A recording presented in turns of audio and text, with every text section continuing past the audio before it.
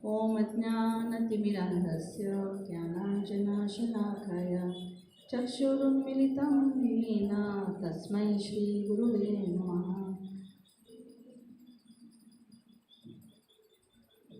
हरे कृष्ण। तो आज मैं बहुत सौभाग्यशाली हूँ कि आप इतने अच्छे माता जी सब इतने अच्छे डिवोटीज़ के साथ मुझे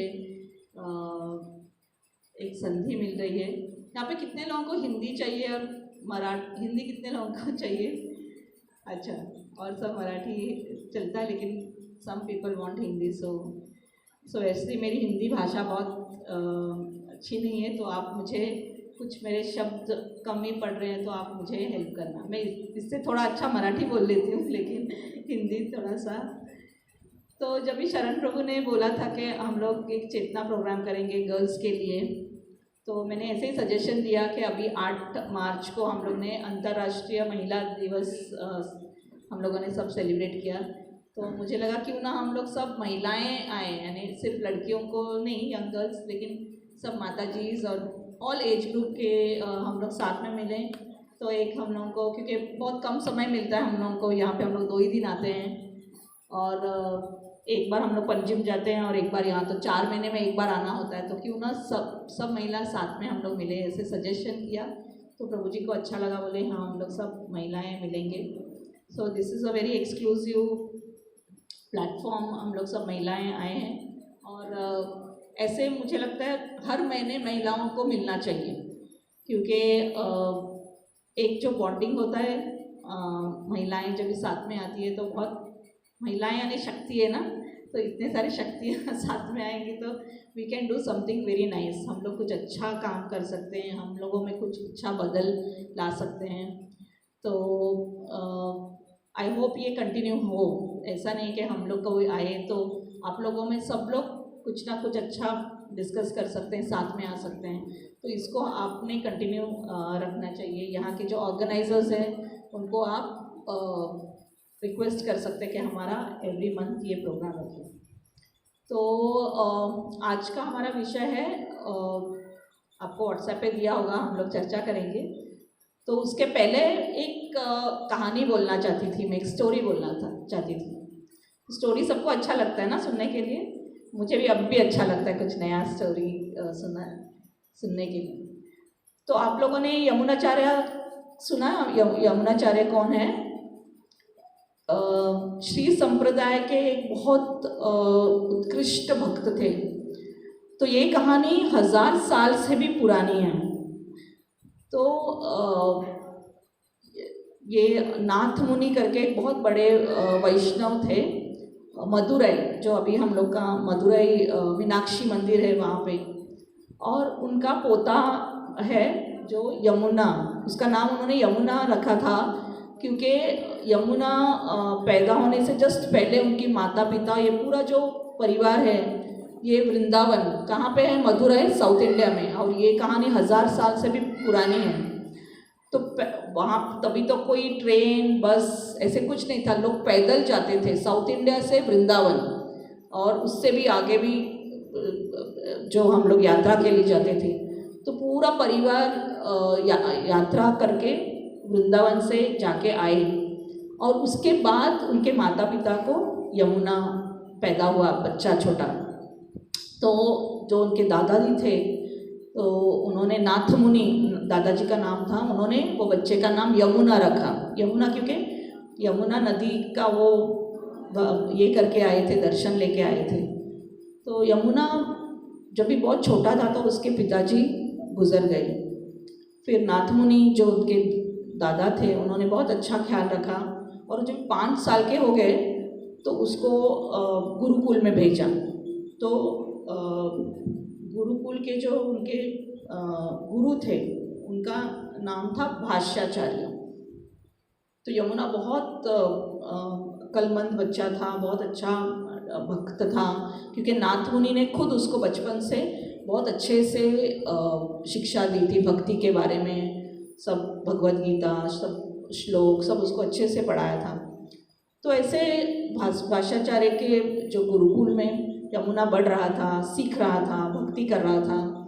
तो ऐसे वो 10-11 साल का हो गया यमुना, एक दिन क्या हो गया, वो जो आश्रम में वो पढ़ाई करता था भाषाचार्य के साथ, तो उनके गुरुकुल में सब लोग बाहर गए थे, उनके गुरु भी कहीं पे बाहर गए थे, कोई नहीं था, गुरुकुल में वो अकेला था। तभी वहाँ के जो राजा थे, उस प्रदेश के जो राजा थे, पांड्या किंगडम जो बोलते हैं, तो उनके राज्य से एक क्या बोलते हैं सोल्जर ना, वहाँ का एक ये आया और वो ज़ोर ज़ोर से पूछने लगा कि भाषाचार्य कहाँ पे है, कहाँ पे वो छुप गया। तो ये तो छोटा बच्चा था, वो बोला क्या हुआ, आप ऐसे क्यों मेरे गुरु को बुला रहे हैं गुस्से में। तो बोले तुम्हारा गुरु तो हमारे राजा को ये कर रहा है, ड्यूप कर रहा है, वो फंसा रहा है। तो बोला मेरे गुरु तो ऐसे है नहीं, आप ऐसे क्यों बोल रहे हैं। तो बोलते हैं हमारे यहाँ पे एक पंडित है, पांड्या राजा राजधानी में, कोलाहल करके उसका नाम है। तो ये कोलाहल जो पंडित है वो इतना बुद्धिमान है, तो उसने एक चैलेंज रखा है कि उसके साथ कोई भी जो ये करेगा, डिबेट करेगा, क्या बोलते हैं मुझे डिबेट को, हाँ शास्त्र में जो उनके साथ ये करेगा, अगर हार गया तो उसको राजा को हर महीने इतना टैक्स देना पड़ेगा। तो और उसके आगे कोई ठहरता नहीं था, कोलाहल के सामने सब लोग हार जाते थे और सबको ये टैक्स देना पड़ता था। तो बोले तुम्हारे गुरु ने अभी कितने 2 सालों से उन्होंने टैक्स नहीं दिया है, तो उन्होंने इसका ये जो रूल बनाया है इसको उन्होंने तोड़ा है। तो कोलाहल अपना यमुना तो छोटा था 10 साल का, तो वो अपने गुरु के बारे में ऐसे अपशब्द सुन के बहुत क्रोधित हो गया और वो बोलने लगा कि इतना बड़ा लोग का तो ज़रूरत ही नहीं है कोलाहल को ये करने के लिए, तो मैं छोटा बच्चा ही बस है उसके लिए। तो वो जो आया था राजा के इससे, वो बोला तो तू तो बच्चा है, तू क्या ऐसे बात कर। बोले नहीं, राजा को जाके बोलना कि मुझे वहाँ पे बुलाए कोलाहल के साथ शास्त्र पे चर्चा करने के लिए, और मैं तुम्हारा ये जो इतना घमंडी कोलाहल है उसको मैं मात कर दूँगा। तो ये जो राजा का सैनिक था वो जाके ये राजा को बता देता है, और ये कोलाहल तो वैसे भी बहुत घमंडी था, तो उसको उसके घमंड में वो बोलते हैं कि ये छोटा बच्चा ऐसे बोलते हैं। तो राजा बोलते हैं नहीं, उसने अभी चैलेंज दिया है तो उसको बुलाना चाहिए। तो एक दिन ठहराया जाता है और उस दिन यमुना को उसके गुरुकुल से लेके राजा का जो दरबार है वहाँ पे लेके आते हैं, और उनका गुरु उस पर बहुत क्रोधित होता है कि तू क्यों इसमें बीच में पड़ रहा है, तू इतना छोटा बच्चा है, राजा के लोग मुझे ये धमकी देने आए थे, तो तू क्यों इसमें। तो वो उनका आशीर्वाद लेके जाता है कि आप मुझे आशीर्वाद देना कि मैं आपका नाम जो उन्होंने ख़राब किया है उसको मैं ये कर रहा हूँ। तो जब भी वो किंगडम में आता है, राजधानी में आता है, तो सब लोग खड़े रहते हैं वहाँ पे कि कौन बच्चा है जिसने इतना कोलाहल को टक्कर दिया है, और सब लोग उसको आशीर्वाद देते हैं क्योंकि उनको पता होता है कि कोलाहल इतना घमंडी और इतना पंडित है। तो सब लोग उसको आशीर्वाद देते हैं कि तुम कोलाहल को मात कर दो। और जब भी वो राजा के दरबार में आते हैं तो राजा और रानी ऐसे बैठे रहते हैं बड़े चेयर पे। तो रानी जब भी उसको देखती है तो वो बहुत मोहित हो जाती है कि इतना छोटा बच्चा है और ये इतना बड़ा पंडित को मात देने आया है। तो राजा को बोलती है कि ज़रूर ये बच्चा जीतेगा। तो राजा बोलता है ये तो क्या बच्चा है, इसके आगे क्या। तो दोनों राजा और रानी में झगड़ा होने लगता है। तो राजा बोलता है कि अगर ये जीतेगा तो मैं मेरा आधा राज्य इसको दे दूँगा। और रानी बोलती है अगर ये जीतेगा, अगर ये हारेगा तो मैं मेड सर्वेंट बन जाऊंगी आपकी। ऐसे करके उनमें दोनों में ये हो जाता है। तो चालू हो जाता है इनका दोनों का जो स्क्रिप्चर्स अपना जो इस पे डिस्कशन। तो पहले ये जो कोलाहल होता है वो ऐसे बैठे रहते हैं, तो और वो यमुना को अपना संस्कृत में बहुत सारे व्याकरण होते हैं और अलग अलग चीज़ पे चर्चा होता है और वो उसको प्रश्न पूछने लगते हैं। तो यमुना बहुत अच्छे से सबका आंसर देने लगता है और बाद में बोलता है कि तू मुझे बच्चा समझ रहा है क्या, इसलिए तो इतना इजी क्वेश्चन पूछ रहा है, मुझे पूछो, आप डिफ़िकल्ट क्वेश्चंस पूछो। तो जो भी डिफ़िकल्ट क्वेश्चन भी पूछने लगते हैं उसका भी उत्तर देने लगता है यमुना। तो अभी इसको लगता है अभी मैं क्या करूँ, तो फिर यमुना बोलता है अभी आपका हो गया, अभी मैं आपको क्वेश्चन पूछूंगा। तो ये घमंडी कोलाहल को लगता है कि मुझे क्या ये बच्चा पूछेगा, मेरे को तो सब कुछ आता है, मैंने तो कितने पंडितों को अभी तक हराया है। तो बोलता है पूछो। तो यमुना बोलता है मैं सिर्फ 3 आपको स्टेटमेंट्स देता हूँ, 3 स्टेटमेंट्स में देता हूँ और ये स्टेटमेंट्स को आपको गलत प्रूव करना है, यानी हम लोग इंग्लिश में बोलते हैं उसको रिफ्यूट करना है। तो मैं जो भी स्टेटमेंट बोलूँगा ना उसको आपको शास्त्र के बेसिस पे उसको गलत साबित करना है। तो बोलते हाँ पूछो। तो बोलता है मेरा पहला प्रश्न है, पहला स्टेटमेंट, नॉट प्रश्न, मेरा पहला स्टेटमेंट है कि तुम्हारी जो माँ है, तुम्हारी माता है, वो बैरन को क्या बोलते हैं, बांझ, वो बांझ नहीं है। तो जब ये सुनता है कोलाहल तो बहुत अचंभे में आ जाता है, क्योंकि अभी उसको प्रूव करना है कि बांझ नहीं है का ऑपोजिट प्रूव करना है, यानी वो बांझ है। तो बांझ कैसे हो सकती है ना, क्योंकि वो उसका पुत्र है। तो वो बहुत गुस्से में आता है, बोलते तो कुछ भी बोल रहा है ना, सिर्फ मुझे नीचा दिखाने के लिए तो कुछ भी बात कर रहा है। तो इससे गुस्से में लाल हो जाता है। फिर वो बोलते चल मेरे को तेरा ये सब इसका उत्तर नहीं देना है, मुझे ऐसे सब तू गलत शलत कुछ बोलेगा तो मैं उसका उत्तर नहीं देने वाला हूँ।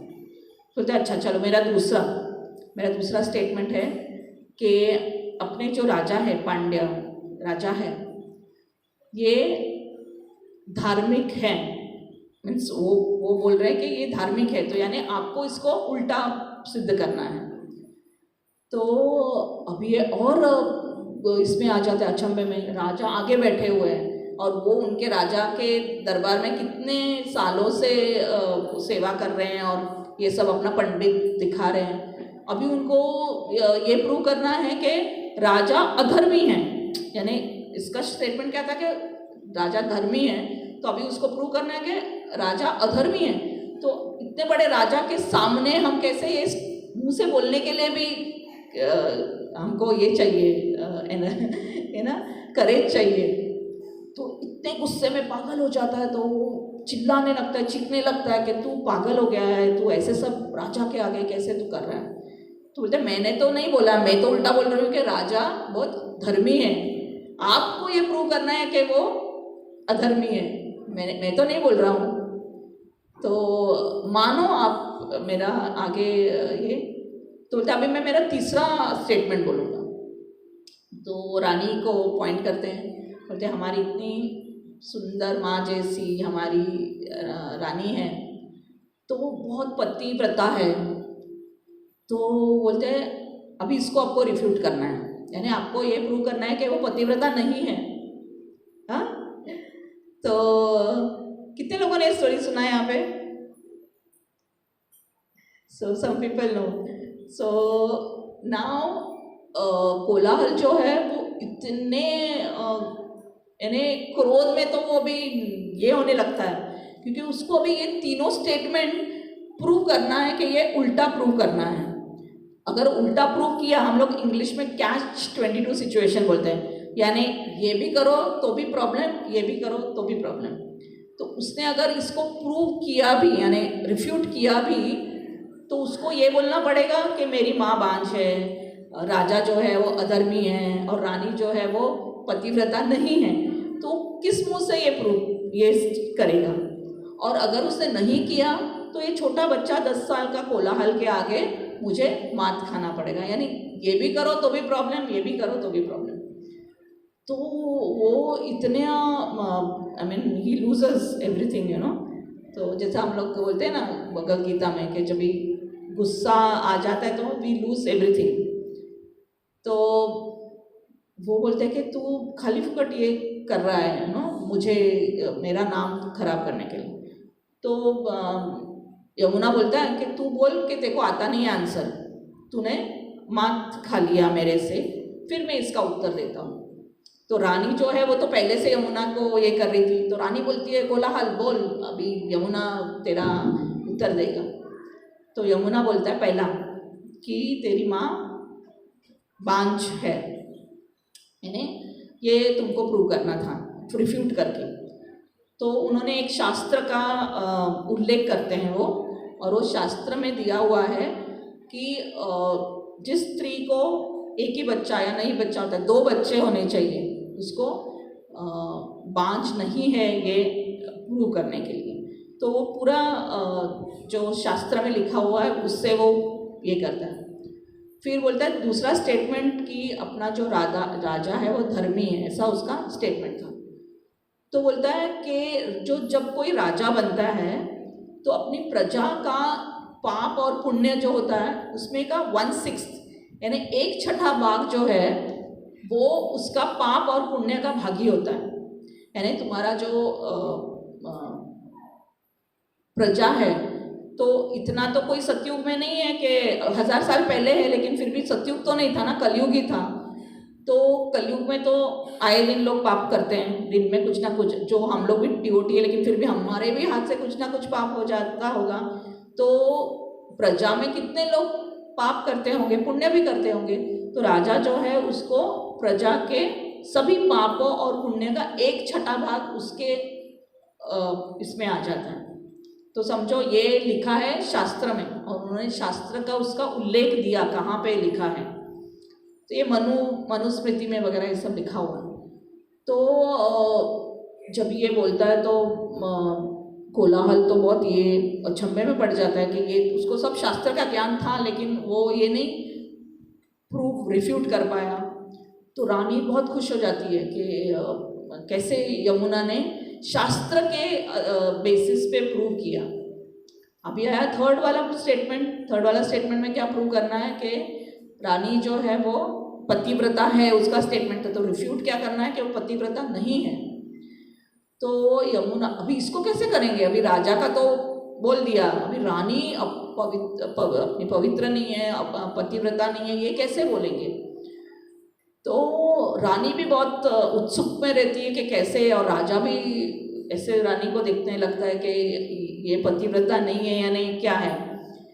तो यमुना बोलता है कि जब भी हमारी रानी राजा को सेवा करती है तो हर राजा रिप्रेजेंटेटिव होते हैं 8 देवताओं के, जैसे कि सूर्य, चंद्र एंड पवन, ऐसे हमारे 8 जो देवता हैं वो सब राजा में सम्मिलित हैं। तो जब भी हमारी रानी राजा का सेवा करती है तो ये 8 देवताओं का भी वो सेवा करती है। तो वो एक अपने पति को के अतिरिक्त तो और 8 देवताओं का भी सेवा कर रही है, इसीलिए वो पतिव्रता नहीं है, ऐसे वो ये भी शास्त्र में लिखा है। तो जब भी कोलाहल ये रिफ्यूट करता है तो पूरा जो उनका राज्य है सब ये करने चिल्लाने लगते हैं, अलाबंदरा अलाबंदरा अलाबंदरा, यानी ही हैज़ कॉन्कर्ड। तो तब से यमुना का नाम अलाबंदरा हो जाता है। और राजा और रानी बहुत खुश होते हैं कि कोलाहल से भी ये छोटी उम्र का ये लड़का है जो शास्त्र का ज्ञान रखता है, और उसने ये घमंडी कोलाहल को भी उसने अपरिचित ये कर दिया। तो और राजा जैसे उसने अपना बोला था पहले कि रानी को कि मैं मेरा आधा राज्य ये लड़के को दे दूंगा, तो राजा अपना निभाते हैं और आधा जो राज्य है वो यमुना को दे देते हैं। और ये स्टोरी एक्चुअली बहुत लंबा है, इसके आगे बहुत इंटरेस्टिंग है, लेकिन मैं आज सिर्फ आपको ये, शायद और कभी आऊँगी तो इसका आगे का स्टोरी भी हम लोग सुनेंगे। तो ये था यमुना का स्टोरी। और आगे जाके वो यमुनाचार्य बनते हैं, वो राजा बनते हैं। राजा होने के बाद भी उनका कुछ एक्सपीरियंसेस का स्टोरी है।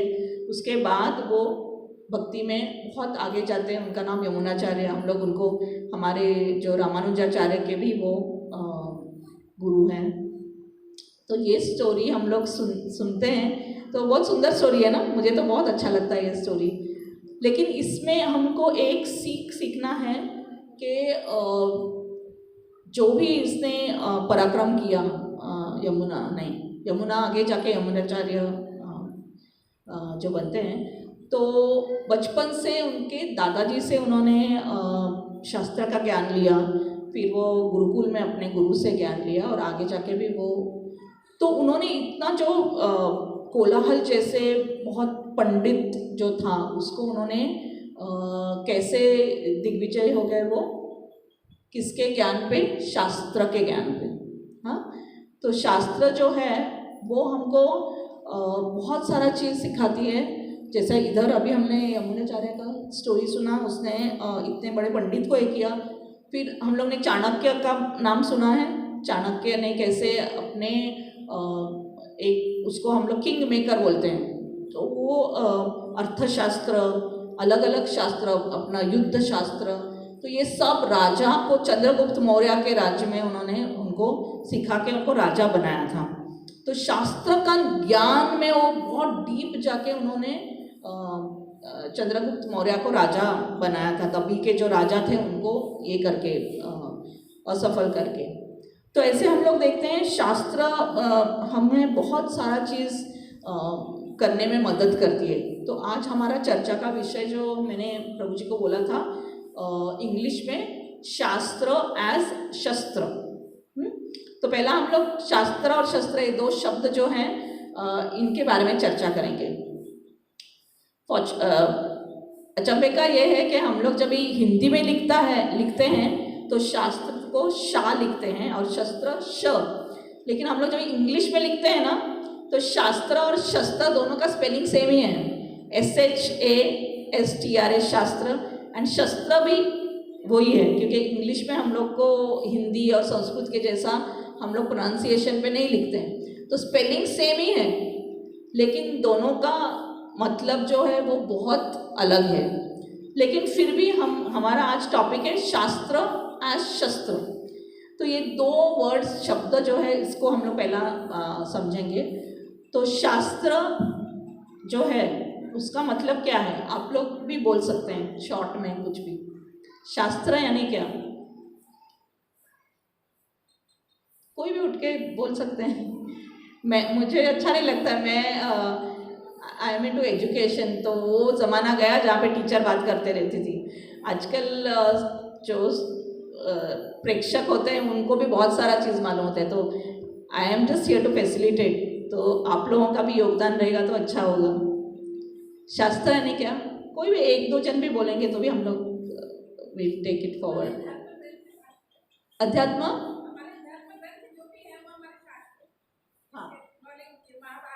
हाँ, जो भी हमें धर्म का ज्ञान देते हैं उसे शास्त्र। वेरी नाइस आंसर माता जी। और किसी को कुछ और ऐड करना है? या और शस्त्र क्या होता है?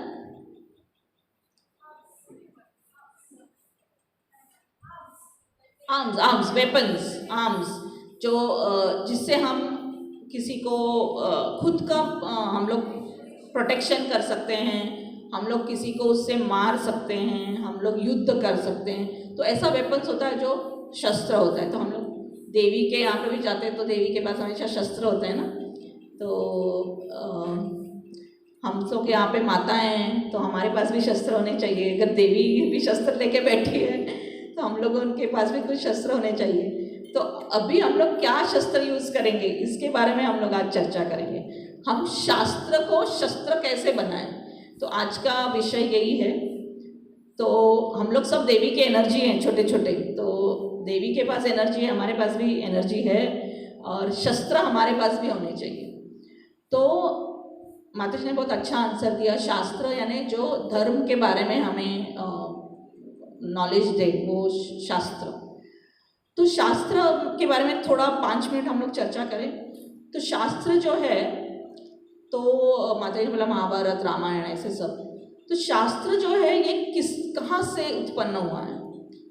तो जैसे हम लोग बोलते हैं ना, टेक्स्ट बुक होता है, गवर्नमेंट के सिलेबस होता है, कोई भी किताब है किसी ने लिखा होता है उसको, तो शास्त्र किसने लिखा है? किसी ने तो आके लिखा होगा ना। हम लोग अभी महाभारत पढ़ते हैं, ये पढ़ते हैं, तो शास्त्र जो है इसको अपौरुषेय एडजेक्टिव्स हम लोग विशेषण देते हैं ना, हर चीज़ के लेते हैं। तो हमारे शास्त्र के भी बहुत विशेषण हैं, तो उसमें का एक विशेषण है अपौरुषेय। अ मीन्स नो, पौरुष है, उसका मतलब क्या होता है कि कोई पुरुष ने नहीं लिखा इसको। इसका मतलब होता है कि इसको ऑर्डिनरी पुरुष ने नहीं लिखा है, कोई ऐसे पुरुष ने लिखा है जो ऑर्डिनरी नहीं है, जो ऑर्डिनरी से भी बहुत एक्स्ट्रा ऑर्डिनरी है। सो शास्त्र ऐसे अपौरुषेय भगवान से उत्पन्न हुआ है। और शास्त्र जो है वो स्मृति, हमारे जो स्मृति होके फिर श्रुति बन गया। वो हम लोग उसको पहले के ज़माने में कहीं पे लिखा हुआ नहीं था शास्त्र, तो तभी लोग कितने बुद्धिमान थे कि वो गुरु से शिष्य, पिता से पुत्र, ऐसे करके शास्त्र जो होता था वो पास ऑन होता था। उसको कहीं पे लिखा नहीं गया था, जो भगवान ने दिया था उसको पीढ़ी दो पीढ़ी वो चला आता था। लेकिन फिर जब कलयुग स्टार्ट हो गया तो वेद व्यास ने उसको लिखा, क्योंकि उनको विजन था आगे क्या होने वाला है। तो उनको मालूम था कि ये कलयुग में लोगों को ज्ञान कम होगा, आयुष कम होगा, उनको ये सब नहीं आएगा सीखने के लिए। तो उन्होंने उसको गणेश जी के द्वारा उन्होंने उसको लिख के रखा सभी शास्त्रों। तो शास्त्र जो है वो अपौरुषेय है। और भी इसके बारे में हम लोग ये कर सकते हैं कि ये जो शास्त्र हैं, हमारे बहुत सारे शास्त्र हैं। कुछ शास्त्रों का नाम बोल सकते हैं, माता जी ने महाभारत बोला, रामायण बोला, इसको इतिहास बोलते हैं।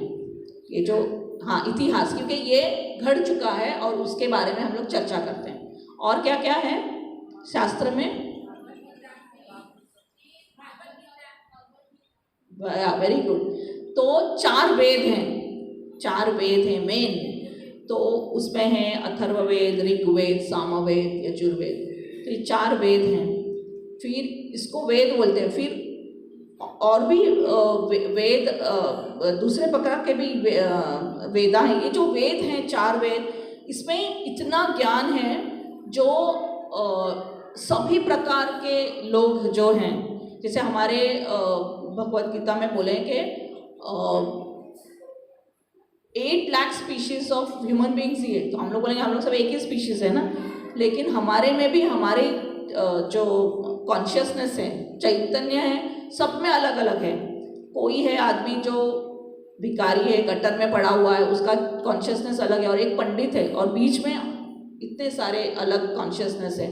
तो सभी लोगों के लिए वेद में कुछ ना कुछ बताया है, क्योंकि वेद का जो वेदों का ये है ऑब्जेक्टिव है, वो है कि सभी मनुष्यों को भगवान तक लेके जाना। आप जहाँ पे भी होंगे, लेकिन आपको भगवान के पास तक जाने का जो मार्ग है वो वेदों में बताया गया है। तो वेद जो है वो सब लोगों के लिए, सभी लोगों के लिए वेद का ज्ञान है। और वेद में अभी हमने 4 वेद बोले, फिर उसके बाद हमारे पास 18 पुराण हैं। 18 पुराण में एक अपना श्रीमद् भागवतम है, वो भी एक भागवत पुराण बोलते हैं उसको हम लोग। 18 पुराण हैं, 108 उपनिषद हैं।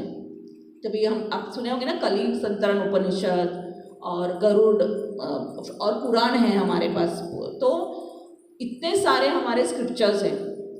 तो महाभारत जो है वो इतिहास है, रामायण जो है वो इतिहास है, अभी महाभारत में भगवत गीता आता है। तो इन सभी इतने सारे शास्त्र है और इतने सारे ये हैं, लेकिन इसमें जो भगवत गीता है वो सबसे एक माणिक है। इतने सारे इसमें, क्योंकि वेद पढ़ने को हमको टाइम नहीं है इतना, 4 वेद, उसके लिए हमको संस्कृत सीखना पड़ेगा 12 साल, उसके बाद हमको वेद सीखना पड़ेगा। तो इतना सब करने के लिए हमको टाइम नहीं है। तो भगवत गीता जो है वो सबसे जो ज्वेल ऑफ द स्क्रिप्चर्स है। और प्रभुपाद ने क्या किया है, ये सब वेदों का जो ये है उसका जूस, हाँ उसका क्या निचोड़ जो है उन्होंने अपने पर्पट्स में डाले। यानी हम लोग को प्रभुपाद का बुक्स हम लोग पढ़ेंगे तो पूरा वेदों का जो निचोड़ है वो हमको उनके पर्पट से तात्पर्य जो है उसमें प्रभुपाद ने डाला है। तो अभी हम लोग बोलेंगे कि ये शास्त्र तो हो गए, लेकिन शास्त्र को हम शस्त्र कैसे बनाएं? तो ये प्रश्न सबके दिमाग में आया होगा। तो हम लोग अभी चर्चा का यही विषय है कि हम लोग कैसे शास्त्र को शस्त्र में यूज़ करें। अभी हमने स्टोरी में देखा कि यमुना ने कैसे शास्त्र को, नॉलेज को यूज़ करके उसने कोलाहल से जीत लिया उसने। तो वैसे ही हम लोग देखते हैं कि शास्त्र अगर हम लोग अच्छे से सीखेंगे तो हमको इसमें जीवन में इसको हम लोग कैसे अलग अलग चीज़ों में हम लोग इसको शस्त्र बना सकते हैं। तो एक तो हो गया ज्ञान लेना, लेकिन उसको कैसे यूज़ करना वो भी एक है। तो मैं अभी आपको कुछ प्रश्न पूछूंगी, आप इसका मुझे अभी उत्तर चाहिए क्योंकि मैं नहीं इसका उत्तर दूंगी। तो I can ask pick up some of you girls also and ask you. मैं आपको पूछूं, आपका नाम क्या है? साइशा। साइशा। साइशा। तो साइशा, मैं अभी जैसा यमुना ने कोलाहल को रिफ्यूट करने को बोला था, वैसे मैं तुम लोग को अभी रिफ्यूट करने को बोलती हूँ, ठीक है? So Saisha, you are a Hindu right? तो तुम्हारे हिंदू धर्म में कितने देवी देवता हैं? 33 करोड़। तो इतने देवताओं का आपका नाम भी मालूम है क्या आपको? और आप कैसे इतने लोगों को आप वर्शिप करते हैं? कोई फोकस करना है तो एक पे फोकस करो। आप इतने सारे देवी देवताओं को कैसे आप वर्शिप करते हैं? किनका मेरा है नाम से?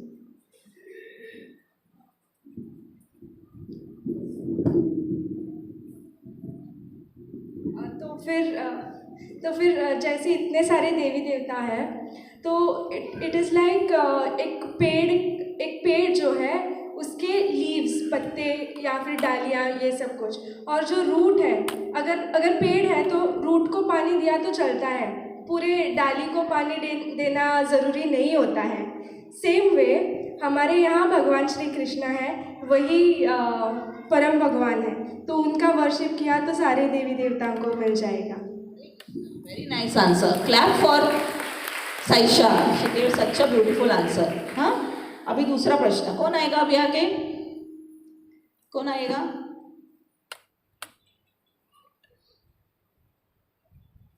कोई चाहिए मुझे आगे? गर्ल्स ये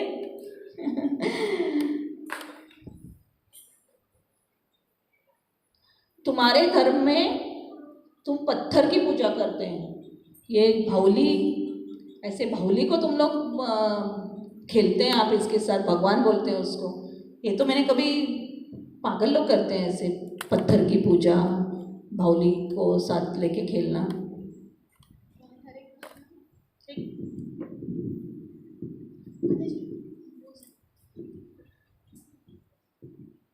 हरे कृष्णा।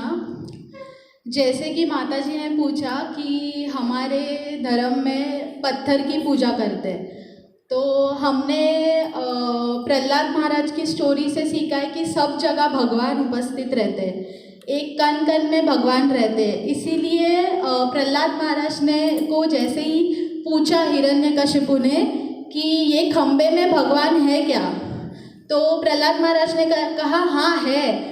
तो उसी खंबे से भगवान प्रकट हुए, नरसिंह भगवान। तो वैसे ही हर कण कण में भगवान है, पर एक हमें विग्रह चाहिए जो हमारे सामने दिखे और हम उनके चरणों की, उनकी सेवा कर सकें। तो इसीलिए हम विग्रहों की सेवा करते हैं। वैसे तो सब जगह भगवान है, बट हमें उनकी सेवा करनी है, इसलिए हम विग्रह बनाते हैं। हरे कृष्णा।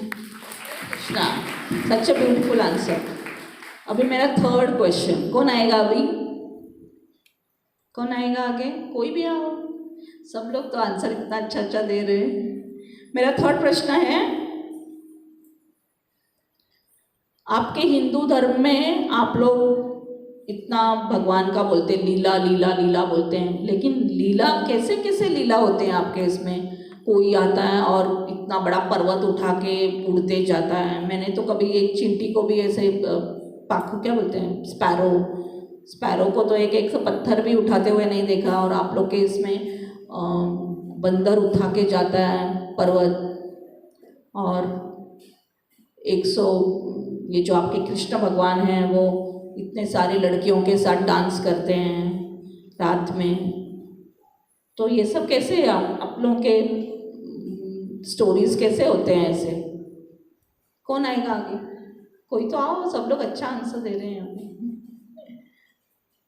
कम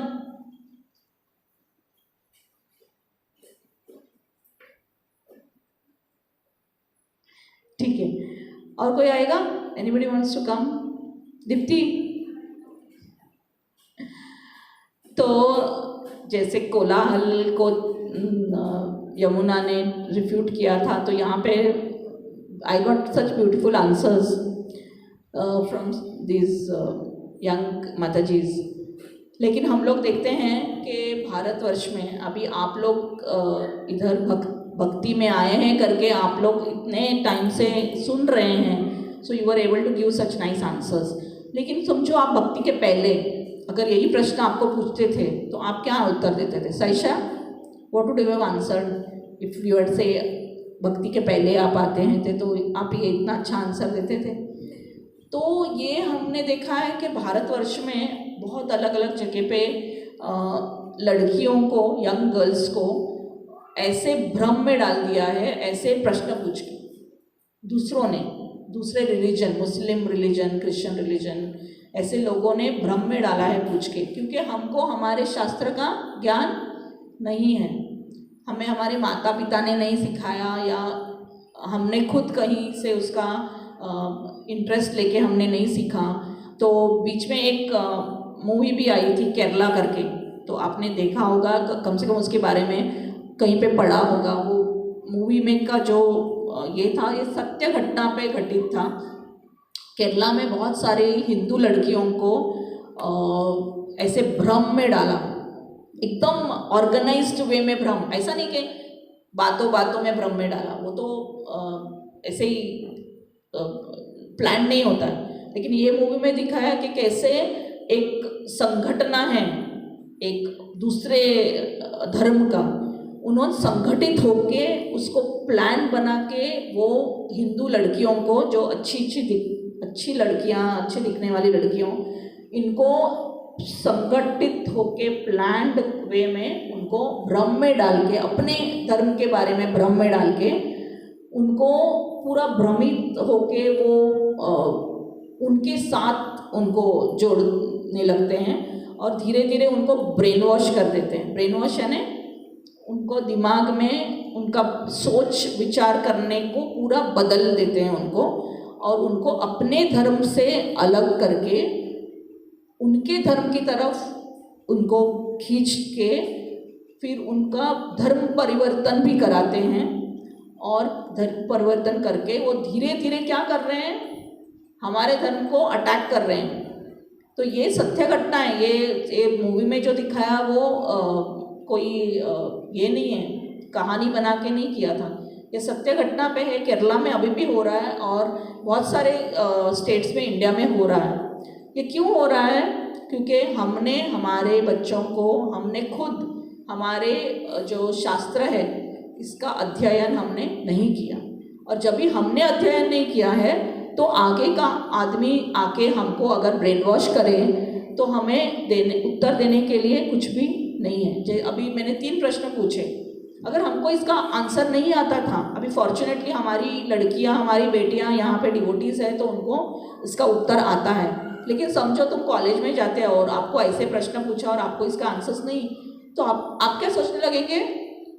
हाँ, मेरे धर्म में ऐसे कहानियाँ हैं, ऐसे लीला है जो एक्चुअली हो ही नहीं सकता है, और हम लोग ऐसे पत्थर को पूजा करते हैं जिसमें कुछ प्राण नहीं है। वो क्या हम लोग ऐसे क्या बोलते हैं ना, फुलिश के जैसे हम लोग पत्थर को भगवान समझने लगे। और दूसरा प्रश्न क्या था मैंने पूछा था, फर्स्ट वाला। So I am just giving examples, ये तो 2-3 ही एग्जाम्पल्स है, लेकिन ऐसा हमारी आजकल की जो युवतियां हैं, लड़की गर्ल्स हैं, महिला हैं, हम लोग को ऐसा कोई प्लान्ड वे में आके करेगा तो हमको पता भी नहीं चलेगा कि ये हमको जानबूझकर हमको ये कर रहे हैं, हम हमारे धर्म से हमको दूर कर रहे हैं। भले हम लोग इतना धर्म शास्त्र यानी इस्कॉन के पहले आने से पहले हमारा इतना कुछ नहीं था, लेकिन फिर भी हम लोग जो भी है वो करते थे। लेकिन जब भी प्लान्ड वे में कोई हमको ये प्रूव कर रहा है कि तुम्हारा धर्म ठीक नहीं है और हमारा धर्म में ये सब है, तो हम लोग धीरे धीरे ब्रेन वॉश होना बहुत ईजी है। और ये समझो मत कि नहीं होगा, डिवोटीज़ के साथ नहीं हो सकता है, हमारी लड़कियों के साथ नहीं होगा, ऐसे नहीं है। मेरी बेटी खुद एक कॉलेज में जाती थी, गर्ल्स कॉलेज में, जहाँ पे 50% दूसरे रिलीजन के लड़कियाँ हैं, क्योंकि बॉयज़ कॉलेज नहीं है ना, तो एक कोई रिलीजन में उनको लड़कियों के कॉलेज में। तो धीरे धीरे मेरी बेटी भी इन्फ्लुएंस होने लगी, लाइक शी यूज्ड टू से कि तुम लोग ऐसा सब क्यों बोलते हैं, तुम लोग अच्छे लोग हैं, हमारे जैसे ही लोग हैं। तो ये इन्फ्लुएंस होने में देर नहीं लगता है, ये बहुत इजीली इन्फ्लुएंस हो सकते हैं। सो इसीलिए हमें हमारा फेथ, हमारा जो श्रद्धा को कायम रखना है, तो हमें पहले हमारा शास्त्र का अध्ययन करना है। अगर हमने हमारा शास्त्र को पक्का नहीं किया तो हम लोग हवा आई तो हम लोग उड़ जाएंगे, हमारा जो ये है। सो इसीलिए सब माताएं बहनें यहाँ पे हमारी बेटियाँ जो हैं, ये जो शास्त्र है ये हमारा शस्त्र बनना चाहिए, कि अगर ये हमारा शस्त्र नहीं बना तो हमको हमारे ही धर्म से, और ये अगर आप मूवी में देखेंगे ना, कन्वर्जन के बाद बहुत कुछ होता है वो लड़कियों के साथ, क्योंकि जो हमारे धर्म में हम लोग आज भी थोड़ा कंप्लेन करते होंगे कि क्या मम्मी हम लोग को आप ये करते हैं, ऐसे ड्रेस पहनने को बोलते हैं, हमको शॉर्ट्स पहनना था, हमें शॉर्ट स्कर्ट्स पहनना था, हमको टैंक टॉप्स पहनना था, अपने पहनने देते हैं। लेकिन हम लोग ये नहीं समझ रहे हैं कि ये हमारी सुरक्षा के लिए है। और वैसे ही हमारे धर्म में बहुत सारी चीज़ें जो हमारी सुरक्षा के लिए, हम महिलाओं की सुरक्षा के लिए, और जब भी ये निकल जाएगा, ये कवच हमारा निकल जाएगा, तो वी विल बी एक्सप्लॉइटेड। तो ये मूवी में देखा है हाउ दे आर एक्सप्लॉइटेड। तो इसके बाद में जो कहानी है वो भी बहुत पीड़ादायक है। तो इसीलिए हमें शास्त्र को शस्त्र बनाना चाहिए, ये जान के कि ये हमारे प्रोटेक्शन के लिए है। Not only protection of our body, protection of our intellect, protection of our faith, protection of our spiritual consciousness. तो इसको हमें जानना है और इसके लिए हमको शास्त्र का अध्ययन करना है। इसके बाद हम लोग देखेंगे कि हम लोग और कैसे शास्त्र को ये कर सकते हैं। तो हम लोग अभी देखते हैं कि कल्चर, हमारे जो हमारी संस्कृति हैं, हमारे भारतीय संस्कृति है, तो ये भी कैसे हम लोग हमारे शास्त्र से हमको मिला हुआ है। तो हम लोग जैसे हमारे सब ये सेलिब्रेट करते हैं, दीपावली हो, होली आ रही है अभी, और कितने सारे हमारे फेस्टिवल्स हैं, हम लोग इसको सेलिब्रेट करते हैं। और कोई है हमारे इसमें संस्कार हैं, 16 संस्कार हैं। माँ को बच्चा धारण करने से पहले गर्भदान संस्कार से लेके अंत्येष्टि यानी जब भी कोई मर जाता है वहाँ तक लेके हमारे 16 संस्कार हैं। 16 संस्कार क्या होते हैं? संस्कार जो होते हैं वो हमारे शुद्धिकरण के लिए होता है। जो माँ बच्चा गर्भ धारण करने से लेके जो गर्भधारण संस्कार है, फिर वो जब ही प्रेग्नेंट हो जाती है, गर्भवती हो जाती है, तो 5वें महीने में कुछ होता है, 7वें महीने में होता है, उसको पवित्र करने के लिए, पवित्र होने के लिए संस्कार होते हैं। फिर बच्चा पैदा होता है, फिर उसका नामकरण संस्कार होता है, फिर उसके बाद नाम देना भी एक संस्कार है हमारे इसमें। फिर वो जब ही 7-8 साल का होता है तो उसको क्या बोलते हैं उसको, थ्रेड सेरेमनी होता है उसका। फिर लग्न संस्कार होता है, शादी भी एक संस्कार है हमारे इसमें। ऐसे ही करके हम लोग इवन चावल 5 महीने में खाना देते हैं, वो भी एक संस्कार होता है। तो कितने सारे संस्कार हैं, और एंड ऑफ लाइफ में हमारे ये अपना संस्कार होता है। तो ये संस्कार जो है इसका एक साइंटिफिक मीनिंग है पीछे, ऐसा नहीं कि ये कोई रिचुअल है जिसको हम लोग करते हैं। तो इसका बहुत गहरा इसके पीछे एक मतलब है। तो हम लोग ये संस्कार फॉलो करते हैं हमारे लाइफ में। अभी बहुत हम लोग डाइल्यूशन में करते हैं, अभी तो एक फंक्शन के जैसा हो गया है, 7वां महीना का संस्कार बोलो, नामकरण संस्कार बोलो, लेकिन ये सब संस्कार के पीछे यज्ञ पहले होता था। आजकल बहुत लोग यज्ञ भी नहीं करते, सिर्फ वो एक फंक्शन, फ्रेंड्स को बुलाते हैं, हम लोग भी उसको ऐसे एक कर दिया है। लेकिन हम लोगों को इसके पीछे का भी अध्ययन करना चाहिए कि ये संस्कार हम लोग क्यों फॉलो करते हैं, और उसको फिर हम लोग उसको अच्छे से फॉलो करेंगे, क्योंकि जब भी हमको किसी चीज़ का मतलब से हम लोग करेंगे तभी हम लोग को उसका पूरा बेनिफिट भी मिलेगा और पूरे अंडरस्टैंडिंग से हम लोग करेंगे। लेकिन आजकल हम लोग व्हाट्सएप पे देखते हैं ना कि ये सब दूसरे लोगों ने उकसा के किया है कि दिवाली में कितने पटाखे जलते हैं, कितना पोल्यूशन हो जाता है, कितने दिए जलाते हैं तुम लोग, कितना तेल को वेस्ट करते हो, ये किसी भिखारी को देते थे तो पूरा भारतवर्ष के भिखारी लोग को अच्छा हो जाता था, आप लोग शिवलिंग पे कितना दूध चढ़ाते हो, वो पूरा पानी में ये हो जाता है। तो ये सब हमको फिर से भ्रमित कर रहे हैं सब करके।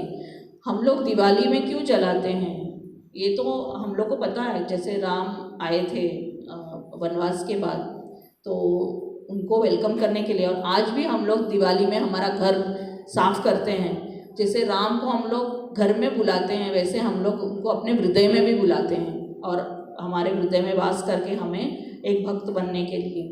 तो ऐसे हर फेस्टिवल हम लोग होली मनाते हैं, हम लोग अभी जो हार्वेस्टिंग होता है तो हम लोग अलग अलग प्रांत में उसको अलग अलग नाम होता है, हम लोग उसको कोई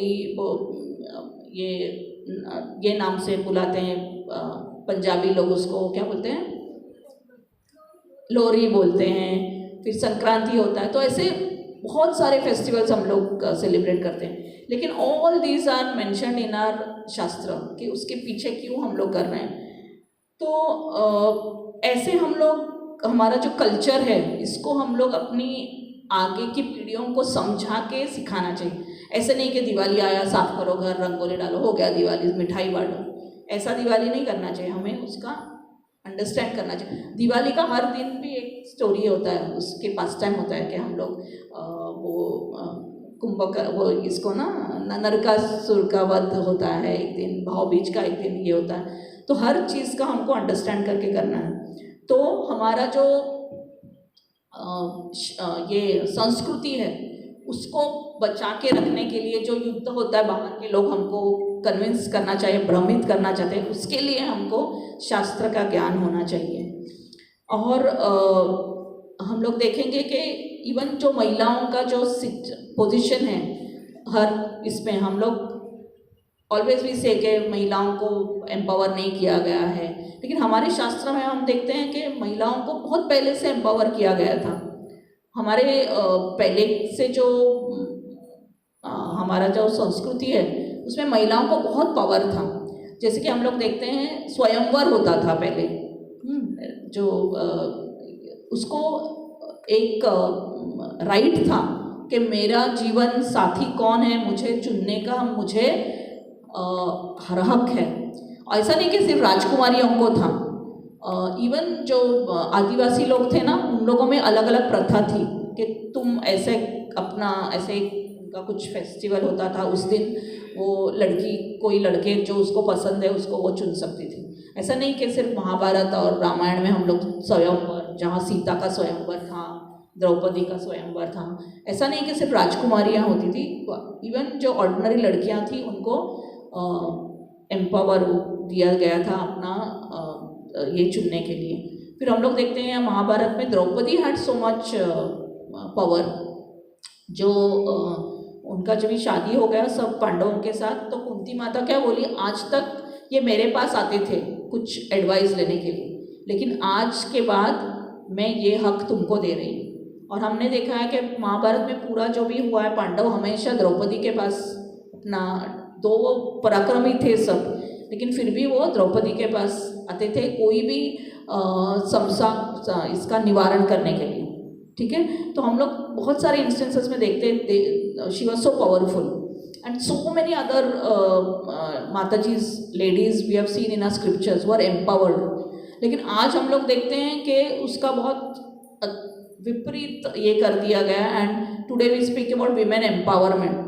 एक्चुअली विमेन एम्पावरमेंट का ज़रूरत ही नहीं है, विमेन आर ऑलरेडी एम्पावर्ड, उनके पास ऑलरेडी पावर है। विमेन एम्पावरमेंट क्यों बोलना पड़ रहा है? क्योंकि पुरुष भी उसको करने नहीं देते। तो हम लोग स्क्रिप्चर से देखते हैं कि women have always been empowered. So वो निकाल देना है कि हम लोग एम्पावर्ड नहीं है, हमको एम्पावरमेंट चाहिए। But how to do it, that is another way, you know, not in a aggressive way, but how we know that we are equality का बात होता है कि पुरुष और स्त्री जो है वो इक्वल हैं।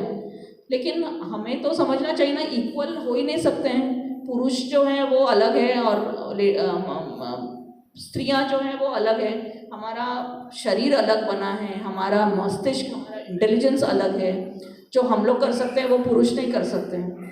कोई भी पुरुष को बोलना 9 महीना बच्चा तो नहीं पैदा कर सकता है पेट में, उनको बोलना एक 3 किलो का पत्थर बांध के 9 महीना चले और सब काम करे, कर सकते हैं क्या? एक एक्सपेरिमेंट किया गया कि आदमी को 3 किलो का पत्थर बांधा गया और उनको बोला कि अभी आप रोज का काम करो इसके साथ। तो कर सकते हैं क्या पुरुष? नहीं कर सकते हैं ना। जो माता बच्चे को पैदा करती है, एंड वीमेन आर मल्टीटास्कर्स। आदमियों को हम लोग बोले 2-3 काम साथ में दें तो वो नहीं कर सकते हैं, लेकिन लेडीज़ लोग क्या कर सकते हैं? किचन में इधर 2 पतीला में खाना बन रहा है, उधर बच्चा रो रहा है, वहाँ पे सास कुछ मांग रही है और फ़ोन भी घंटी बज रही है, तो हम लोग सब कुछ भी करते हैं। तो ये हम लोग जताते नहीं हैं, लेकिन एक्चुअली हम लोग ये करते हैं। Even a very ordinary housewife समझ कि मैं तो मैनेजर नहीं हूँ बैंक की या कोई बड़ी ये नहीं हस्ती नहीं हूँ, लेकिन even she is so talented. कितना हम में गुण होता है। हर स्त्री में जाके देखो कुछ ना कुछ गुण होगा जो वो खुद नहीं पहचानती है कि मेरे में ये गुण है करके। हम अभी अगर किसी से हम प्रश्न करेंगे ना, मैं 5 मिनट सबसे बात करूँगी तो आपसे मैं समझ सकती हूँ कि आप हर औरत यहाँ में कुछ ना कुछ गुण है। तो ये हम हमारे शास्त्र से सीखते हैं कि कैसे हमारी जो शास्त्र में से हम लोग ये करते हैं कि कितने एम्पावर्ड थी women. So we get so much motivation. हमें इतना उससे क्या मोटिवेशन को क्या बोलते हैं, हमें प्रेरणा मिलती है ऐसे ग्रेट पर्सनालिटीज़ के बारे में, लेडीज़ के बारे में हम सुन के। सो इट मोटिवेशन से हम हमारे शास्त्र जो है वो हमारे शस्त्र बन सकते हैं। उसके बाद हम लोग बात कर सकते हैं कि जो आइडियोलॉजीज़ होते हैं, यानी अभी दूसरे धर्म के लोग होते हैं, उनका जो स्क्रिप्चर्स है, किसी स्क्रिप्चर को मुझे छोटा नहीं करना है, लेकिन ऐसे बहुत सारे स्क्रिप्चर्स हैं जो अपौरुषेय नहीं हैं, जो भगवान से नहीं आए, तो मनुष्य ने लिखे हैं वो। लेकिन मनुष्य में 4 अवगुण होते हैं। वो 4 अवगुण क्या है? एक तो हमारे सेंसेस, इंद्रियां जो है वो परफेक्ट नहीं है। अभी मैंने यहाँ चश्मा रखा है क्योंकि मुझे मालूम है कि अगर मैं पढ़ नहीं पाऊँगी तो मुझे चश्मा लगेगा, तो कभी हमारे सुनाई नहीं दे रहा है। और हमारे जो लाइट रेज है, हमें सिर्फ लिमिटेड लाइट रेज दिखाई देते हैं। सुनाई भी हमको सब नहीं, फ्रीक्वेंसी सुनाई नहीं दे। अल्ट्रासोनिक जो होते हैं वो हमारे कुत्तों को सुनाई देता है। हम कभी कभी बोलते हैं ना, कुत्ते लोग स्मेल करते हैं, उनको कुछ सुनाई देता है जो हमें नहीं सुनाई देता है, जो पैरा ये होता है। तो even animals are sometimes more endowed than us. तो हमारा जो सेंसेस है वो परफेक्ट नहीं है। दूसरा है, हम लोग चीटिंग प्रोपेंसिटीज होता है। दूसरा इल्यूजन, हम लोग भ्रमित हो सकते हैं। एंड चौथा, हम लोग मिस्टेक्स कर सकते हैं। तो 4 अवगुण हम में हैं। तो जो भी मनुष्य किताबें या स्क्रिप्चर्स लिखे हो, वो ये 4 अवगुणों से ही वो लिखता है। लेकिन हमारे जो स्क्रिप्चर्स हैं वो अपौरुष है। It has been written by a personality who is beyond all this material limitations. तो उन्होंने जो लिखा है वो पूरे ज्ञान से लिखा है। हमें तो हमारे आंखों के आईलैशेस भी नहीं दिखाई देते। We don't know what is beyond this material. हमारा जो ये जो हमारा जो ब्रह्मांड है या हमारा जो अर्थ है, इसके बाहर क्या है हमको पता नहीं है। Even inside the earth have we revisited all the places. हमें कितने सारे जगह हमने देखे नहीं है, even scientist have not seen. तो इसीलिए हम लोग जो स्क्रिप्चर्स पढ़ते हैं उससे हमें कभी कभी लगता है 5वें अध्याय में श्रीमद् भागवतम में गया है, लिखा है कि मंदारा माउंटेन है, वहाँ पे आम की नदियाँ बहती हैं, आमरस की नदियाँ बहती हैं। तो हमें कभी कभी लगता है अरे ऐसा भी होता है क्या, लेकिन जब भी आपने वो देखा ही नहीं है तो आपको कैसे उस पर विश्वास होगा, क्योंकि that is beyond your material senses. तो हमें ऐसे बहुत सारे चीज़ें हमारे शास्त्र में लिखे हैं जो we might not believe but which is true. Scientist लोग आज भी उसका खोज कर रहे हैं। जैसे हमारे इसमें लिखा गया था कि जो माँ के गर्भ में बच्चा कैसे बड़े होता है, ये भागवतम में कभी का लिखा हुआ है, लेकिन आज भी डॉक्टर्स लोग वो फाइंड आउट कर रहे हैं कि उसका कौन से महीने में क्या ग्रोथ होता है और क्या होता है। इसलिए तो अबॉर्शन होता है, क्योंकि उनको पता ही नहीं कि अबॉर्शन में already life is there, no, they are saying it is just a mass of bones and hair. That's why they don't realize that it is actually life.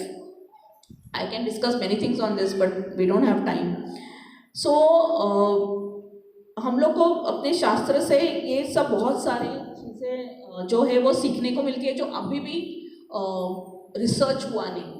सो हम लोग अगर फेथ से पढ़ेंगे, हम लोग जब भी आते हैं तो अधोश्रद्धा, फिर भजन क्रिया, फिर अनर्थ निवृत्ति, फिर ऐसे करके हमारा जो स्पिरिचुअल प्रोग्रेस होता है। तो ये स्टार्ट कहाँ से होता है? अधोश्रद्धा। अधोश्रद्धा यानी थोड़ा सा श्रद्धा। जब भी हम लोग भक्त बनते हैं तो पूरी श्रद्धा तो नहीं होती है, तभी थोड़ा सा श्रद्धा लेके हम लोग आते हैं। लेकिन हम लोग जब भी स्क्रिप्चर्स पढ़ते हैं और उसको हमारे जीवन में अनुभव करते हैं, तभी हम लोगों को और श्रद्धा बढ़ने लगती है। तो हम लोग ये स्क्रिप्चर्स जब भी पढ़ेंगे तो हमारी श्रद्धा भी हमारे इसमें बढ़ती जाएगी।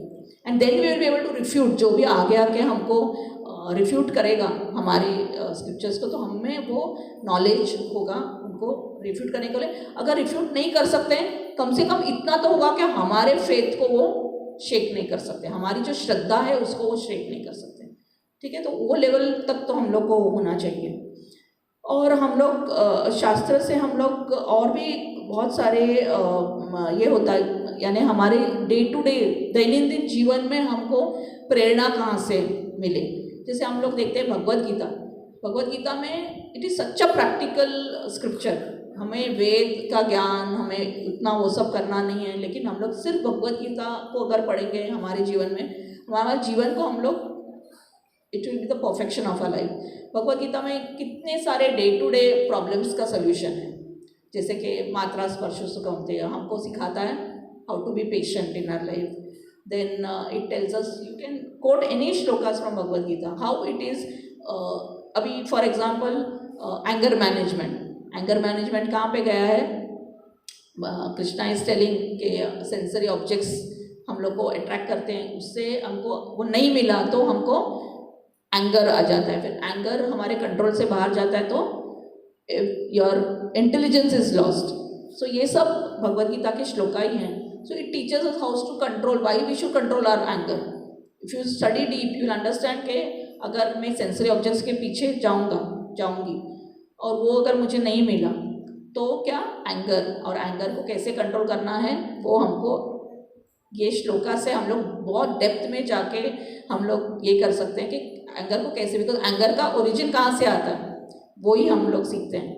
फिर हम लोग कितने सारे श्लोका है जो हम लोग को अभी साइकोलॉजिस्ट है, पर्सनालिटीज़ है। अभी हमारे भगवद गीता में 16 चैप्टर में पर्सनालिटीज़ के बारे में बोला गया है कि अलग अलग दो हम लोग उसको मोड्स बोलते हैं, modes of passion, modes of ignorance, mode of goodness. लेकिन और ये तीनों गुण हैं, ये तीनों गुणों में से जैसे हम लोग चोटी बांधते हैं, 3 भाग करते हैं बाल का, उसको हम लोग चोटी बांधते हैं, लेकिन ये एक चोटी में भी कितने सारे बाल हैं ना। तो वैसे हमारे गुण जो है वो 3 गुण हैं, सत्य गुण है, रजोगुण है और तमोगुण है। लेकिन ये तीनों के भी मिश्रण हो सकते हैं ना, कभी तमोगुण ज़्यादा है उसमें, फिर ये है वो है, इसमें कितने सारे कॉम्बिनेशंस कॉम्बिनेशंस हो सकते हैं। तो उतने प्रकार के लोग, उतने प्रकार के पर्सनालिटीज़। अभी आप साइकोलॉजिस्ट के पास जाते हैं तो वो पर्सनालिटीज़ के बारे में बात करते हैं। तो ये तो हमारे वेदों में दिया गया कि हाउ पर्सनालिटीज़ आर फॉर्म्ड, उसका बेस ही है ये तीनों गुण, और इसके मिश्रण होने से कैसे अलग अलग पर्सनालिटीज़ बनते हैं और हर पर्सनालिटी को कैसे डील करना है, ये सब हमारे शास्त्र में ऑलरेडी दिया गया है। और हम लोग को एक्चुअली साइकोलॉजिस्ट के पास अगर कुछ प्रॉब्लम है तो जाना चाहिए, थेरेपी लेना चाहिए, लेकिन हमारे शास्त्र में ही हमको इतना Krishna has given us so many shlokas, बोलते हैं ना different shlokas for different folks, अलग फोक्स यानी लोग, तो अलग अलग लोगों के लिए अलग अलग श्लोक हमारे भगवद गीता में ही हैं। तो हम लोग actually even if we are psychologically disturbed और ये हम लोग अगर भगवद गीता या अच्छा ऐसा कोई स्क्रिप्चर उठा के उसमें से कुछ सीख लें तो हम लोग को एक्चुअली इतना हमारा मन जो है विचलित नहीं होगा, हम लोग डिप्रेशन में नहीं जाएंगे, because Krishna is giving us so many solutions which are actually much more than what a material therapist और psychologist can give. Only thing हमें उसमें फेथ होना चाहिए और उसको हम लोग अप्लाई करना चाहिए। तो ऐसे हम लोग चर्चा करते रह सकते हैं, टाइम हो गया है प्रभु जी, 11:10 हो गया अभी। So I would just like to finish now. भी संक्षिप्त में हमने काफ़ी सारा चर्चा किया शास्त्र के बारे में, और हम लोग शास्त्र क्यों महत्वपूर्ण है हमारे जीवन में, और इस शास्त्र को कैसे क्यों हमें शस्त्र बनाने का ज़रूरत है, ये हमने आज डिस्कस किया। लेकिन हम कैसे इसको अपने दैनंदिन जीवन में ये करें, तो जैसे मैंने बोला था प्रभुपाद ने बहुत सिंप्लीफाई किया है। प्रभुपाद ने जो सबसे इम्पोर्टेंट शास्त्र हैं, इतने सारे शास्त्र में से इतने सारे उपनिषद और ये है, उसमें से प्रभुपाद ने श्रीमद् भागवतम को अंग्रेजी में तात्पर्य के साथ किया है, भगवद गीता को उन्होंने किया, because these are the 2 most important scriptures. तो हमें डरने की ज़रूरत नहीं है कि इतने सारे शास्त्र है, इतने सारे किताब है, मैं कहाँ से शुरू करूँ। तो हमें बहुत जहाँ भी आपका स्तर है वहाँ स्तर, ऐसे सोचने का ज़रूरत नहीं है कि प्रभु जी लोग इतने बड़े बड़े लेक्चर देते हैं और हम लोग कैसे कंपेयर करें। तो सबसे आप जहाँ पे भी है, जो भी प्लेटफॉर्म पे है, वहाँ से आप सबसे छोटा से छोटा बुक जो आपको इंस्पायर करे उसको उठाओ। प्रभुपाद के बहुत सारे छोटे बुक्स हैं, राइट, आपको भगवद गीता भी नहीं, उसके पहले आप छोटे बुक्स पढ़ो, लाइफ कम्स फ्रॉम लाइफ है, so many books are there, छोटे वाले बुक्स है, छोटे छोटे बुक्स से चालू करो और धीरे धीरे आप, और क्या हम लोग अकेले पढ़ते हैं तो हम लोग को उसको इतना सस्टेन करने को नहीं होता है, हम लोग थोड़ी दिन के बाद बंद कर देते हैं, कभी ये प्रोग्राम वो टाइम नहीं रहता है बोलते हैं, कुछ ऐसे ही हम लोग हो जाता है। तो एक अपना ग्रुप बनाओ, लेडीज़ जो पास में रहती हैं बिल्डिंग में या एक सोसाइटी में रहती है, 3-4 लोग साथ में आए, हफ्ते का एक दिन आधा घंटा 1 घंटा तो आप लोग बैठ के कर सकते हैं। आपके spouse is a devotee, husband wife devotee हैं, लाइक हम लोग जब भी हमारी शादी हुई थी तो हमें वैष्णव ने हमें ये दिया था, एडवाइस दिया था कि both of you before sleeping you read Krishna book आप रोज़ पढ़ो। तो हम लोग प्रभु जी और मैं रोज़ सोने से पहले हम लोग आधा पौना घंटा साथ में पढ़ते थे, क्योंकि कोई स्टार्ट में बड़ी होता है ना, बड़ी रीडिंग बोलते हैं हम लोग, 2 जन साथ में काम करेंगे तो अच्छा से होता है। तो अगर आपके प्रभु जी भी डिवोटी हैं तो बहुत अच्छा है, दोनों मिलके एक ही बुक पढ़ना करो और उसके बाद उस पर डिस्कशन भी आप कर सकते हैं। प्रभुपाद का तात्पर्य भी है और उसमें से आप पॉइंट्स निकाल के डे टू डे लाइफ में उसको जोड़ सकते हो कि यही जो प्रभुपाद ने बोला ये हमारे दैनंदिन जीवन में कहाँ पे हमने ऐसा केस देखा है, कैसा उसका निवारण हुआ है प्रॉब्लम का। तो ये आप जब भी बोलेंगे ना तो ये उससे भी ज़्यादा ऊपर का स्तर है। सिर्फ just reading the scripture is one thing, but जब भी आप उस पर चर्चा करेंगे, उसको एनालाइज करेंगे तो वो और भी अच्छे से आपको याद भी रहेगा और आपको उसको डे टू डे लाइफ के साथ कनेक्ट कर सकते। सिर्फ स्क्रिप्चर पढ़ेंगे तो उसका जब तक हम डे टू डे लाइफ के साथ कनेक्शन नहीं करेंगे हमको उसका पूरा फ़ायदा नहीं मिल सकता। तो ऐसे करके आप छोटा सा रीडिंग क्लब्स कर सकते हैं, माता जी लोग साथ में आके, जैसे मैंने बोला अभी हर महीना एक बार आपने मिलना चाहिए, इससे आपका एक कम्युनिटी बहुत अच्छा बनेगा, माता जी का कम्युनिटी बनेगा। आप साथ में एक दूसरे को इंस्पायर कर सकते हैं, आपका कैसा चल रहा है पढ़ाई, आप कौन सा बुक पढ़ रहे हैं, फिर आपका छोटा छोटा मीटिंग्स में आप कोई बुक्स लेके पढ़ सकते हैं, हस्बैंड के साथ वाइफ के साथ कर सकते हैं। तो ऐसे करके धीरे धीरे हमारे पास ऐसा नहीं है कि जैसा मटेरियल वर्ल्ड में क्या है, अगर ग्रेजुएशन हो गया तो ही सर्टिफिकेट हाथ में आता है, उसके पहला आपने अगर स्कूल छोड़ा कॉलेज छोड़ा तो आपको नहीं मिलता है। लेकिन आध्यात्मिक जीवन ऐसा नहीं है, आध्यात्मिक जीवन जो है ना, जहाँ पे भी आप हैं, रोज आपने एक भी श्लोका पढ़ा, वो सर्टिफिकेट आपको तुरंत आपके जेब में आ गया। तो ये कोई रेस नहीं है कि इन्होंने भागवतम ख़त्म किया, मेरा अभी तक चालू नहीं हो गया। किसी के साथ कंपैरिजन नहीं है, खुद के साथ है कंपैरिजन कि मैं धीरे धीरे आज एक श्लोका मैंने पढ़ा। तो एक श्लोका पढ़ो रोज। एक हम लोग आज इधर ये करेंगे, एक हम लोग सब लोग साथ में लेके हम लोग एक प्रॉमिस करेंगे कि मैं रोज कम से कम एक श्लोका पढ़ूंगी। इतना टाइम तो है हमारे पास, दिन के सब काम सब खत्म करके, हमारा सब रिस्पॉन्सिबिलिटीज़ करके, हमारा जो चैंटिंग है, बिकॉज आई फील हम लोग लेडीज़ लोग, माता जी लोग ज़्यादा रीडिंग में नहीं ये करते, हम लोग को सेवा करना अच्छा लगता है। हाँ, कहीं पे भी बुलाओ, खाना बनाने को बोलो, प्रोग्राम में हम लोग सब तत्पर रहते हैं, आगे जाके गार्लेंड्स बनाने को बोलो, कुछ भी बोलो, हम लोग भाग भाग के जाते हैं। लेकिन कुछ स्क्रिप्चर्स का ज्ञान पढ़ने के लिए बोलो तो हम लोग पीछे हटते हैं, क्योंकि हमको लगता है कि ये डिफ़िकल्ट है। लेकिन है हमारे पास कितने सारे लोग श्लोका हम लोग सीख सकते हैं, बहुत अच्छा। हम लोग खाना बनाने के टाइम एक रोज एक श्लोका को आगे चिपका के रखने का, और जब भी खाना बना रहे हैं तो वही श्लोका पढ़ने का, तो हो गया ना एक श्लोका बाहर। तो ऐसे हमारे जो इम्पोर्टेंट श्लोकास है वो हम लोग कपट के आगे लगाने का, जो हम लोग आते जाते हैं एक बार पढ़ने का, उसको 10 बार पढ़ लिया तो बाहर हो गया एक श्लोका। तो ऐसे कर कर के हम लोग कितने अच्छे अच्छे श्लोका सीख सकते हैं। एंड माता जी कैन ऑल्सो बिकम प्रीचर्स। हाँ, ऐसा नहीं है कि प्रभु जी ही प्रीचिंग करेंगे। तो यहाँ पे व्यासासन पे एक्चुअली मैं भी बहुत कुछ स्क्रिप्चर्स में, मुझे संस्कृत थोड़ा सा डिफिकल्ट लगता है क्योंकि मैंने कभी संस्कृत सीखा नहीं है, इसलिए मैं ज़्यादा संस्कृत श्लोका चैंट नहीं करती हूँ। लेकिन एटलीस्ट उसका ज्ञान है कि ये श्लोका में क्या बोला है कृष्णा ने, कृष्ण भगवान ने, तात्पर्य में प्रभुपाद ने क्या बोला। So bring reading into your bhakti. I know all of you are very good devotees, आप लोग सब बहुत अच्छा चैंटिंग करते हैं, सेवा करते हैं, और आप बहुत सारे लोग पढ़ते भी होंगे। आई डोंट वांट टू ये जनरलाइज नहीं करना है, लेकिन कहीं पे तो हम लोग माता जी लोग थोड़ा सा रीडिंग के लिए हम लोग दूर भागते हैं। तो हम लोग इसको हमारे दैनंदिन भक्ति में लाएं, रोज एक श्लोका एटलीस्ट पढ़ें और थोड़ा सा डिस्कस करें। तो आई थिंक इससे हम लोग को बहुत बेनिफिट मिलेगा, हमारे लिए ही नहीं, हमारी बेटियां, हमारे नेक्स्ट जनरेशन को भी हम लोग बहुत सारा उससे सिखा सकते हैं। सो हरे कृष्णा। किसी को कुछ प्रश्न पूछना है? ज़्यादा टाइम वक्त नहीं है। प्रभु जी किती वेळ आहे आपल्याकडे? हाँ, ओके, 10 मिनट्स। तो 10 मिनट्स अगर किसी को प्रश्न पूछना है, क्या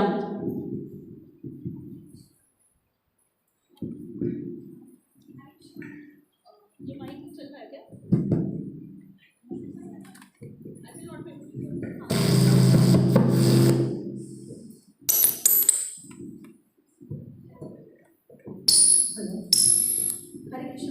हरे कृष्ण। मुझे एक ही आपसे सवाल पूछना है, जो आप बीच में क्वेश्चन पूछे थे लीला के बारे में। जो विधर्मी लोग रहता है उनको कैसे समझाने का है, जो हमारे हिंदू धर्म में है लेकिन बहुत आर्ग्यूमेंट करते हैं। ऐसे बहुत लोग हैं, आप जानते हैं, भक्ति में नहीं है लेकिन हिंदू है, लेकिन आर्ग्यूमेंट करते हैं। तो लीला को आप कैसे बताएंगे? तो हमें बताइए, हम वैसे ही बताएंगे। जो लीला है, ये मैंने रिसेंटली एक लेक्चर में सुना था। भगवान कृष्ण भगवद गीता में क्या करते हैं, क्या कहते हैं कि हर युग में मैं आता हूँ। क्यों आता हूँ? भक्तों को खुश करने के लिए, और टू अनाइलेट द नॉन डिवोटीज। जो अभक्त हैं, जो राक्षस हैं, उनको मैं उनका नाश करने के लिए आता हूँ। तो हम लोग अगर लीला को देखेंगे तो जिनको फेथ नहीं है ना, they can be from any religion, they can be from Hindu religion also, उनको कोई लीला में फेथ ही नहीं होता है कि ऐसे कैसे हो सकता है। कृष्ण ने 16,000 इतने रानी, एक ये ज़्यादा बोलते हैं। कौन सा जो रासलीला होता है वो लेके सबको बहुत खटकता है। ये मुझे बहुत गुस्सा भी आता है, लेकिन मैं एक्सप्लेन नहीं कर पाती हूँ कि मैं कैसे जवाब दूँ। रासलीला लेके बहुत, मैं एक बार भी बोला कि उनका उम्र कम था। अरे उम्र कम, मतलब कुछ भी आर्ग्यूमेंट करते हैं। तो आप ज़रा मुझे एक्सप्लेन करके दीजिए कि कैसे बोलना है। तो पहले हमारा उसमें फेथ आना चाहिए, then only we can talk to somebody else. तो ये जो लीला है ये 2 रीज़न के लिए भगवान, जो भक्त है उनको आनंद देने के लिए और जो डीमंस है उनको नाश करने के लिए। तो अभी तो नाश तो नहीं होगा ना, तो उनको इसमें से दूर निकालने के लिए, जो भक्ति से फेथ से इसको नहीं सुनेंगे उनको ऐसे लीला किया है भगवान ने जो उनका फेथ पूरा ही निकल जाए, because it is offensive no. जो भगवान के लीला को बिलीव नहीं करते हैं वो जाके दूसरों के फेथ को अगर डिस्ट्रॉय करेंगे पूछ के कि तुम्हारे भगवान ने ये किया ये किया ये किया, तो ऐसे लोगों के लिए ऐसे लीला किया है जो वो बिलीव ही नहीं कर सकते। तो ऐसे जो अभक्त लोग हैं उनको वो भगवान से दूर चले जाते हैं, और जो भक्त है वो ऐसे भगवान के लीला से आकर्षण होके आते हैं।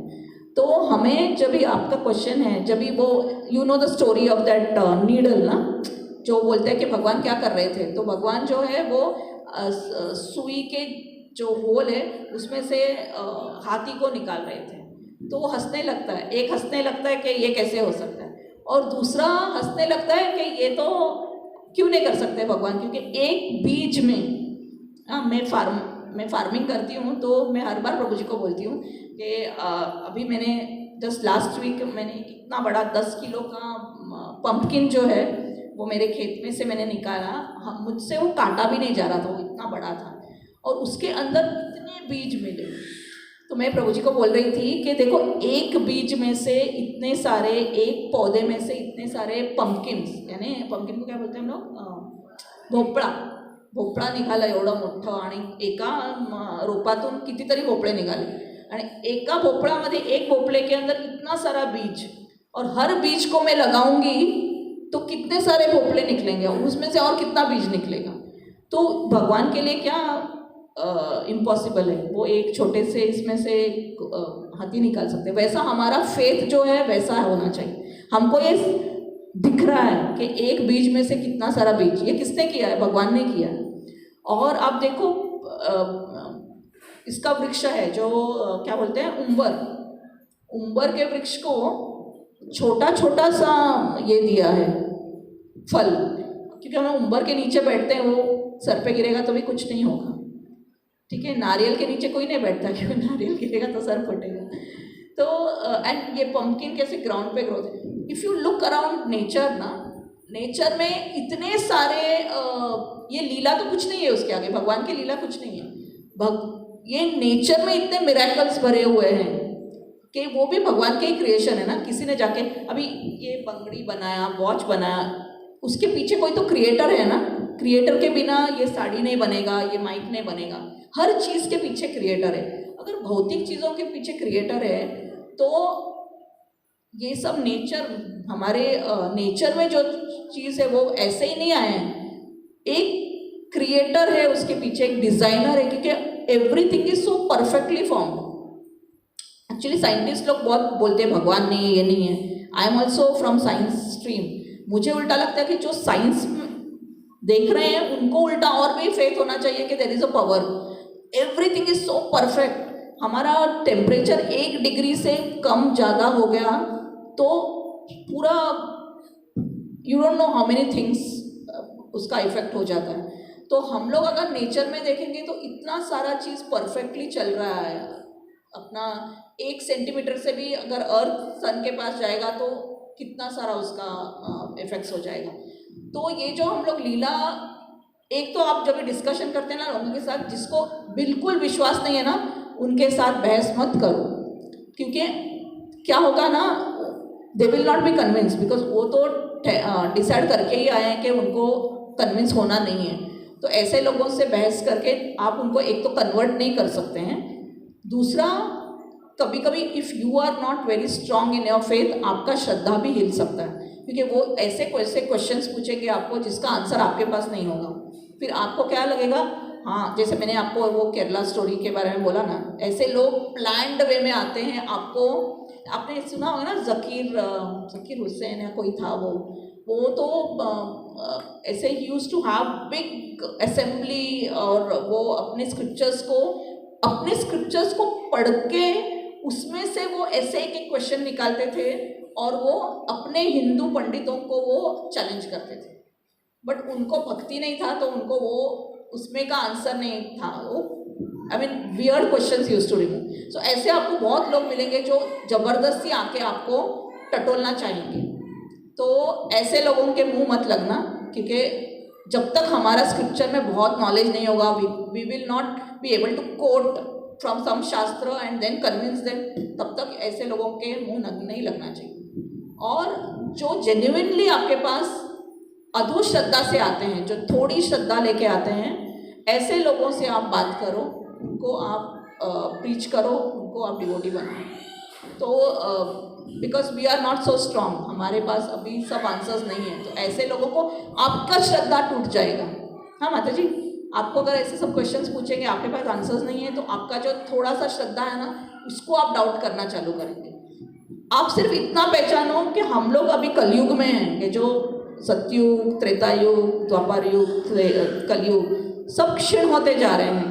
तो पहले के ज़माने में लोगों का लाइफ टाइम कितना था, इंटेलिजेंस कितना था, अभी हमारे पास कुछ भी नहीं है। तो हम लोग, हनुमान कौन था, इतना पर्वत कैसे उठाया था, तो अभी भी हमारे पास स्केलेटन्स है लोगों का जो पहले थे, उनका बॉडी हमसे अलग था, साइंस से ही हम लोग ये पहचानते हैं। तो जो ये हनुमान हम लोग बोलते हैं वानर थे, तो वानर is actually a different species of, अभी हमारे पास ये लोग नहीं है ना, ये जो कौन सा बोलते हैं इसको, this animals with dinosaurs and all, dinosaurs तो एक्सटिंक्ट हो गए ना, तो ऐसे कितने सारे एक्सटिंक्ट हो गए। तो ये जो वानर है वो अलग ही स्पीशीज़ के थे, एंड वो साइंटिफिकली बात है, लेकिन हम लोग को पता है कि वो राम के भक्त थे and they had super power. So वो पावर आजकल हमारे में नहीं है, जो हमारे दादा नानी में थे। हमारे दादा नानी खेत में जाके पूरा दिन काम करते थे, आज हम लोग कर सकते हैं क्या? हमें वो नहीं है जो हमारे 2 जनरेशन पहले के साथ थे। तो what is the question of सत्य युगा, त्रेता युगा के लोग जो थे, उनमें क्या क्वालिटीज़ थे? तो हम लोग है ना, हमारे, मैंने जो 4 लिमिटेशंस बोले ना, भौतिक, we are senses are imperfect, we are illusion and we make mistakes and we have propensity to cheat. ये 4 जब तक हम लोग में है ना, हम लोग को ये सब में विश्वास नहीं होगा। तो विश्वास हमारे अधोश्रद्धा, और हम जब स्क्रिप्चर्स पढ़ेंगे तभी हम लोग को ये जो फुल फेथ है ना कृष्ण प्रेम की तरफ जाने के लिए, वो होगा। सो भगवान के लिए नथिंग इज इम्पॉसिबल। तो हम लोग कभी कभी भगवत गीता पढ़ते हैं, तो कभी पहली बार जब भगवत गीता पढ़ा तो कृष्णा इज टेलिंग के आई एम द ये in the Vedas, I am this, I am the taste in water and all. तो वो जिसमें श्रद्धा नहीं है वो बोलेगा कि Krishna is so egoistic, he is talking so much about himself. Actually, what he is telling in the Bhagavad Gita is not even 0.0000001 point of his power. He is just telling this so that we realize some part of his power. Now, अभी माता जी ने, दीप्ति माता जी मेरे बारे में बोला, हाँ, I am very ये that इतना सारा उन्होंने मेरे बारे में बोला, but I don't need that. I was feeling very embarrassed, but she is telling it so that you people know who I am. But that doesn't mean when Krishna is talking about himself, he is not proud of his, he is just telling it as an introduction to whatever, little power which he is having. But actually Krishna has so much more than that which he is not talking only about. तो हम लोग, हमारा faith जो है ना माता जी, पहले हम लोग हमारा फेथ को फिक्स करना, और ऐसे लोगों के मुंह में लगना ही नहीं है, क्योंकि क्या है ना, उन लोग हमको एक अलग दिशा में लेके जाएंगे और हमको ब्रेन वॉश कर देंगे। So the whole thing was that only scriptures हम लोग जितना पढ़ेंगे, चर्चा करेंगे हम लोग, and realise that we are imperfect senses. हम लोगों ने सब देश देखे हैं क्या? देखे ही नहीं है। तो हम लोग impossible for us to go and visit each and every country, each and every state, each and every ये, तो हम लोग कितने इम्परफेक्ट है, हमने हमारा ये अर्थ ही नहीं देखा है। तो हम लोगों ने मंदार पर्वत किधर देखा है, हमने जाके ये सब सुतल लोग, ये सब किधर देखा है, ब्रह्मा का लोग किधर देखा है, वहाँ पे क्या क्या चीज़ है वो कैसे देखा है। तो जब भी हमने वो देखा ही नहीं है, क्योंकि हमारा फिजिकल वो है ही नहीं, तो हम लोग कैसे टिप्पणी कर सकते हैं कि ये है ही नहीं, ये सब चीज़ है ही नहीं। वो है, लेकिन आप आपके भौतिक सेंस से देख ही नहीं सकते। सो ये फेथ भी अगर हमें होगा ना कि हाँ भागवतम में एक एक स्टोरी है जो हमको इतना फेथ नहीं आता है, तो just understand that I am not at that platform to understand that. मेरा भौतिक शरीर है ही नहीं कि मैं जाके चंद्रमा पे जाके देखूं क्या चल रहा है, या दैट डजंट मीन, प्रभुपाद ने भी बोला था ना कि मून लैंडिंग हुआ ही नहीं। 1969 में जब भी मून लैंडिंग हुआ था तो प्रभुपाद के साथ जो सन्यासी डिसाइपल्स थे उन्होंने प्रभुपाद से आर्ग्यू किया कि मून लैंडिंग, प्रभुपाद ने बोला मून लैंडिंग हुआ ही नहीं है, तो उन्होंने आर्ग्यू करके वो इस्कॉन छोड़ के गए। लेकिन आज 30-40 साल के बाद प्रूव हो रहा है कि मून लैंडिंग वो पूरा एक होक्स था, वो पूरा एक अमेरिका ने, बिकॉज रशिया ने स्पेस में ये छोड़ा था तो उनको प्रूव करना था कि हम तुमसे भी ज़्यादा कुछ कर सकते हैं। 1969 में अगर मून लैंडिंग हुआ तो अभी 60 साल में क्यों फिर से मून लैंडिंग नहीं हुआ? उसके बाद तो होना चाहिए था ना। और तो ये एक इंटेलिजेंट पर्सन विल इंक्वायर कि अगर मून लैंडिंग तभी 1969 में हुआ था तो अभी का टेक्नोलॉजी उससे भी 1000 गुना ज़्यादा है, तो उसके बाद क्यों मून लैंडिंग नहीं हुआ? बिकॉज साइंटिस्ट लोगों ने प्रूव किया है कि मून लैंडिंग का जो फुटेज है वो फुटेज में विंड ब्लो हो रहा है, उनका जो पाँव का जो धंसा हुआ डेप्थ है वो अर्थ के जितना, अर्थ और मून का जो ग्रेविटेशनल पावर है वो 1/6 है मून का, तो उनका जो ये है वो वेट कम होना चाहिए था, लेकिन वो कैसे वैसे, यानी आप अगर इंटरनेट पे जाके देखेंगे ना तो बहुत सारा इसका रिफ्यूट किया हुआ है। So Prabhu ji time is over, I am sorry I was not able to ये convince properly whatever it is, but what I want to say is you just read scriptures and आपका faith जो है, अधो श्रद्धा, जो छोटा सा sprout है श्रद्धा को, उसको पानी डालो, उसको नरिश करो, उसको एक अच्छा लता पौधा बनने दो, उस पर फूल आने दो, उसका फूल जो है वो कृष्ण प्रेम है। तो ऐसे लोग आते रहेंगे, जैसा आपका श्रद्धा बढ़ता जाएगा, आपका स्क्रिप्चुरल नॉलेज बढ़ता जाएगा, तभी you will be able to refute and counter attack this people. तब तक आप अपना श्रद्धा को अच्छे से ग्रो होने दें। तो ये हमारा जो है हमारे कल्चर ही है कि लड़कियों को कैसे हम लोग बड़ा करते हैं, उनको कैसे how to behave with the opposite sex, ये हम लोग सिखाते हैं कि एकदम मर्यादित इसमें हम बिहेव करना है। एक्चुअली इट्स अ लॉन्ग, ये we can discuss it separately also, but as गृहस्थास वी नो दैट ब्रह्मचारीज जो हैं वो भी अपना सेवा कर रहे हैं, उनका भी एक अलग उनका रहने का ये होता है, they have to be very protected, like how we say women are to be protected in certain way, वैसे ही we should understand that even ब्रह्मचारीज उनका एक उन्होंने लाइफ चूज़ किया, उन्होंने बहुत सैक्रिफाइस किया है, अपना घर बार अपना करियर छोड़ के उन्होंने ये इस्कॉन प्रभुपाद के मिशन में योगदान देने के लिए उन्होंने बहुत सारा सैक्रिफाइस किया। तो वी शुड अंडरस्टैंड दैट उनका ये सैक्रिफाइस जो है उसको हमको बरकरार रखना है, उसको प्रोटेक्ट करना है, तो उसके लिए हमें क्या करना है क्या नहीं करना चाहिए। तो as women we also should be protected, we also have to follow this thing, and we should allow them to follow their whatever they have sacrificed so much for their ये। तो हमें क्या दूरियां करके रखना है, क्योंकि जैसे आपने बोला कि we get influenced by so many things, so आजकल सब कुछ तो मोबाइल में ही दिखता है, पहले हमको बाहर जाना पड़ता था मूवी देखने के लिए या कुछ करने के लिए, आजकल तो सब कुछ मोबाइल में ही दिखता है। सो इंडिविजुअल स्ट्रगल उनका भी है कि how to stay away from all this maya things, तो एक इंडिविजुअल स्ट्रगल उनका खुद का है, उसमें हम और उनको टेम्पटेशन नहीं देना चाहिए। तो that's why we have this culture of calling mata ji, so that माता जी बोलेंगे तो एटलीस्ट वो मेंटल एक बैरियर होता है कि she is a mother, whatever is her as she is like a mother to me. तो ये हमारे प्रभुपाद ने हमको वो ये दिखाया, एंड